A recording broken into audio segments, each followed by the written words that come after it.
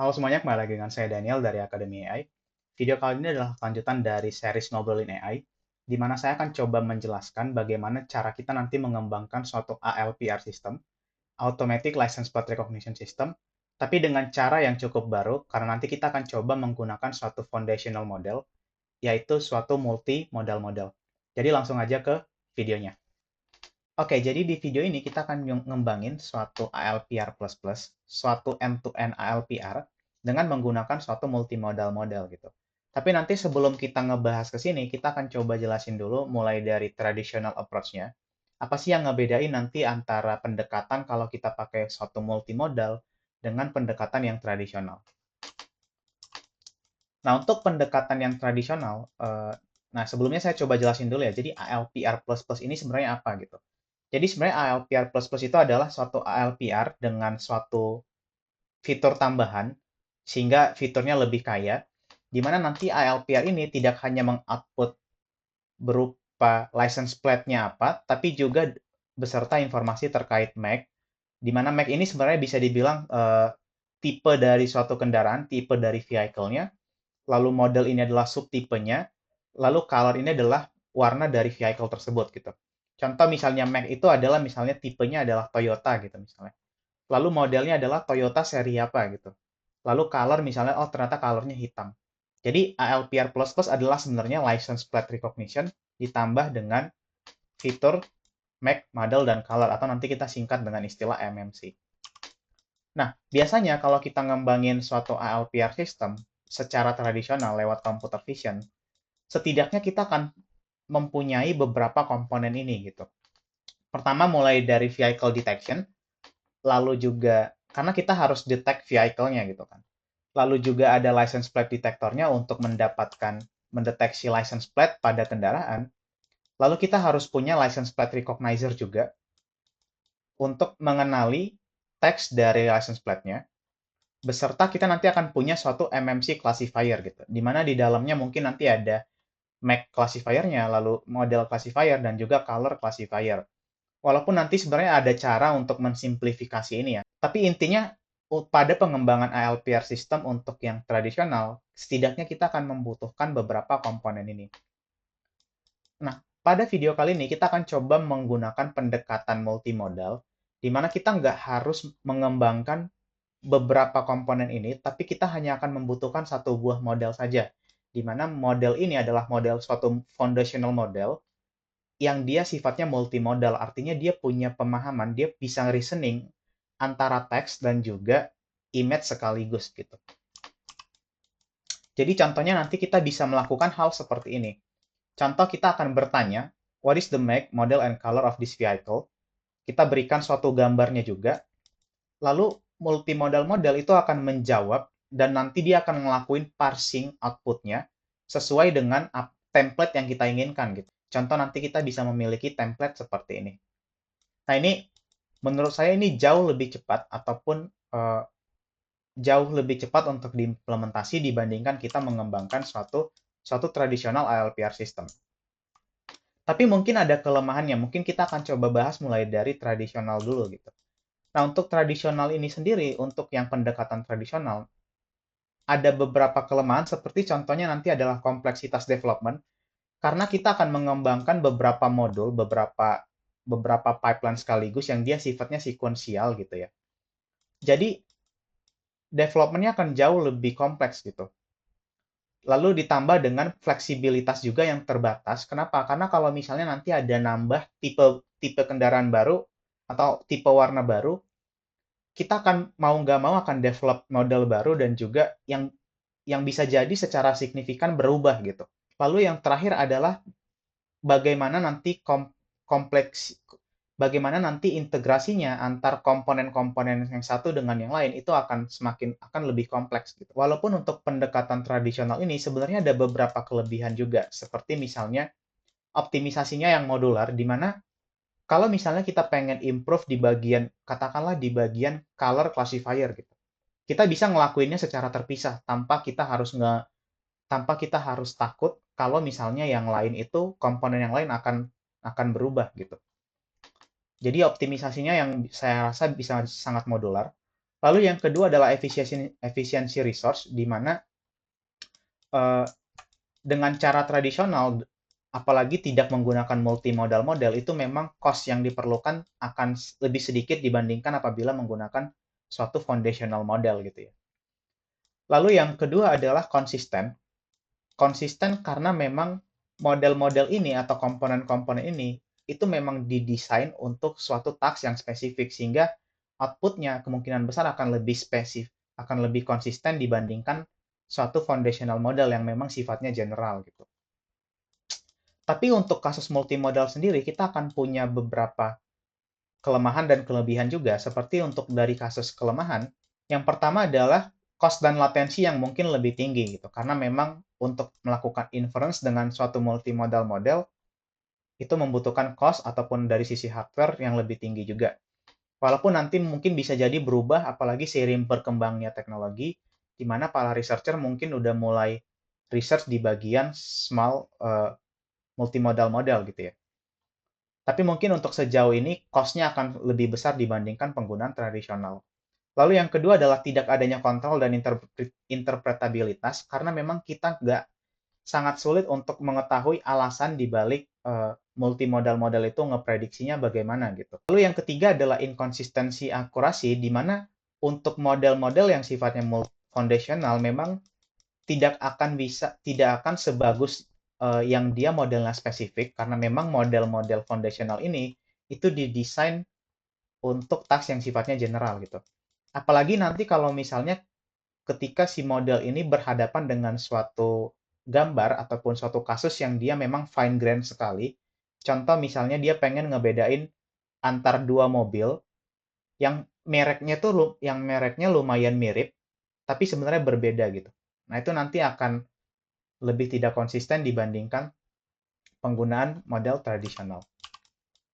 Lalu untuk keuntungannya, yang pertama itu kita akan mendapatkan simplicitas development, karena tadi ya kita nggak perlu ngembangin beberapa komponen ini satu per satu.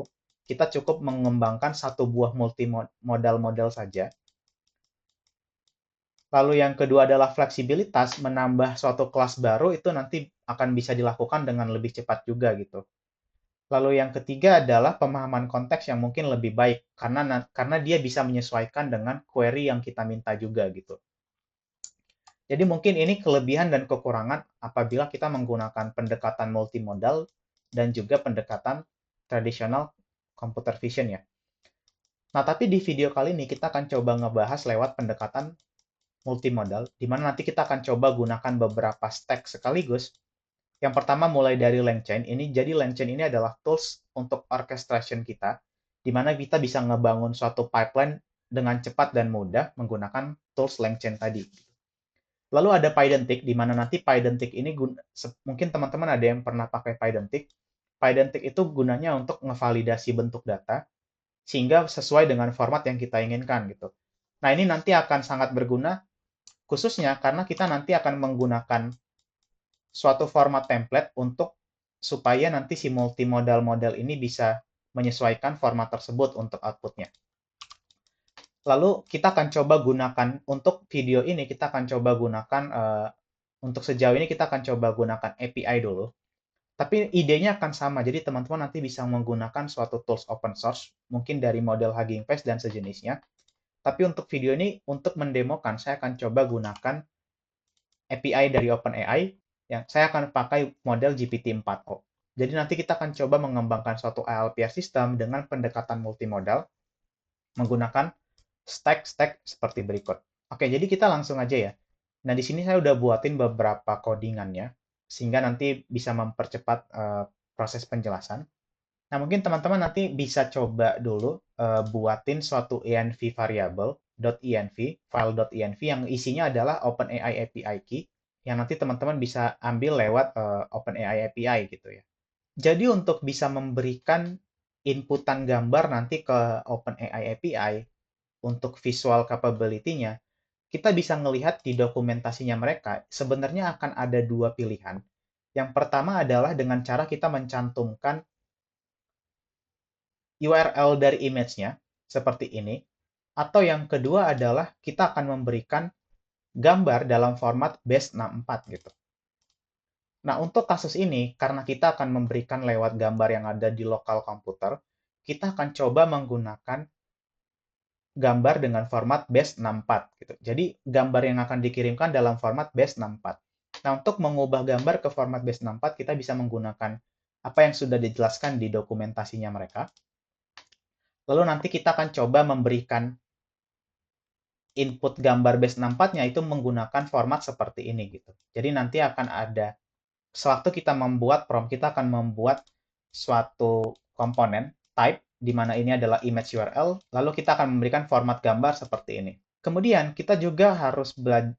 Oke, kemudian teman-teman harus sadar juga kalau untuk vision capability sebenarnya OpenAI API juga menyediakan beberapa format detail parameter, yaitu ada low, high, dan auto gitu.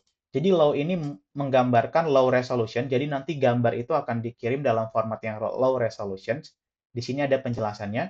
Lalu high itu adalah high resolution, dan auto adalah automatic gitu. Jadi nanti dia bisa nentuin sendiri gitu ya.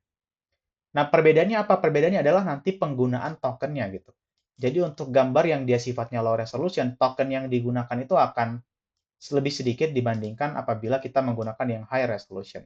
Lalu untuk Pydantic sendiri, kita nanti akan LangChain sendiri itu sebenarnya sudah terintegrasi dengan Pydantic, di mana kita bisa membuat suatu struktur data structure, sehingga output dari LLM kita itu nanti akan menyesuaikan terhadap data structure yang kita buat tadi gitu.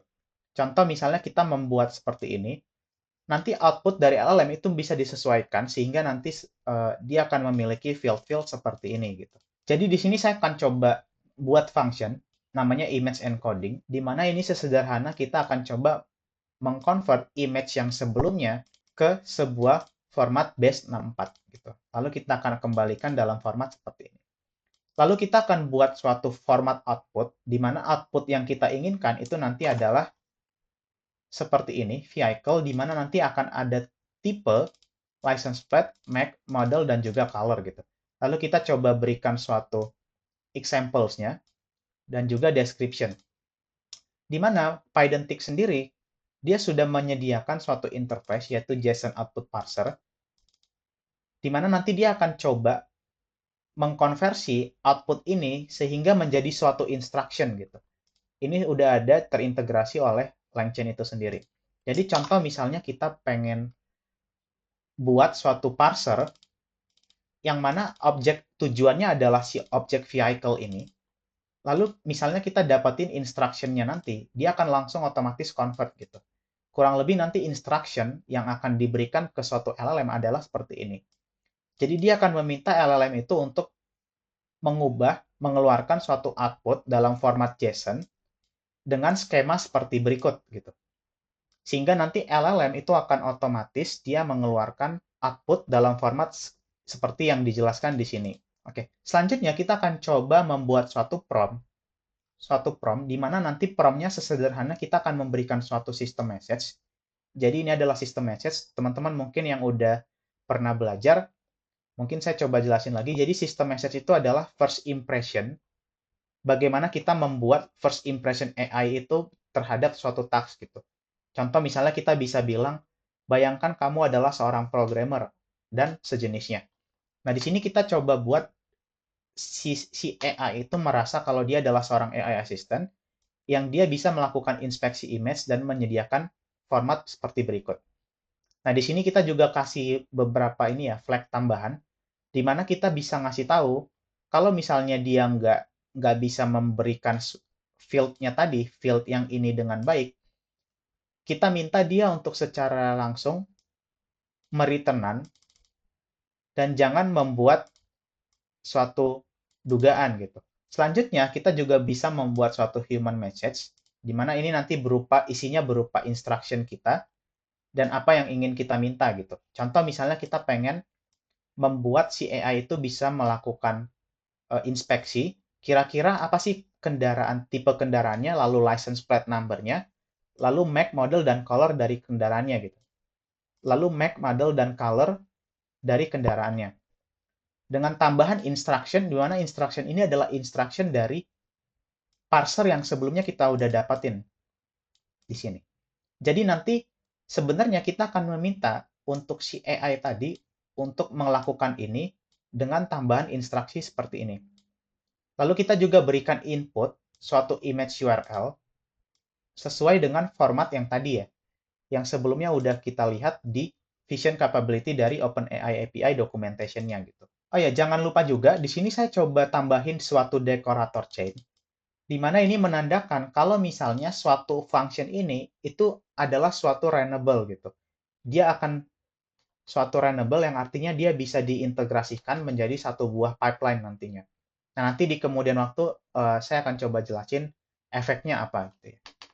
Selanjutnya kita akan coba membuat suatu generate function, di mana kalau tadi kita udah punya suatu prompt, di mana prompt ini nanti akan diberikan ke suatu function generate, supaya si LLM tadi itu bisa mengenerate response atau output berdasarkan apa yang kita inginkan.